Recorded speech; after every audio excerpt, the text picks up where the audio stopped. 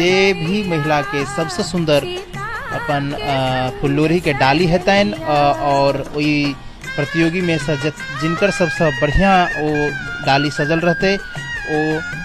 विजेता हेती और उनका वहीठान पुरस्कृत कैल देतन। तो जे भी कि अहाँ सब अगर जा सकै छी तो वहीठान जाकर प्रतियोगिता में भाग लिया और अपन डाली के बढ़िया से बढ़िया रूप में सजा कर लो जाओ और ये वहीठान जाकर सजाओ सकै छी, सजा कर वहीठान जैसे से अपन प्रतियोगिता में विजय हो और पुरस्कृत के भागी बनू। तो देखियो यहाँ से हम बीच में देखबै छी जे ओहिठाम जतेक मधुश्रावणी के निहार सब पहुँचल छथि हुनका सबके अहाँ सबके देखा रहल छी।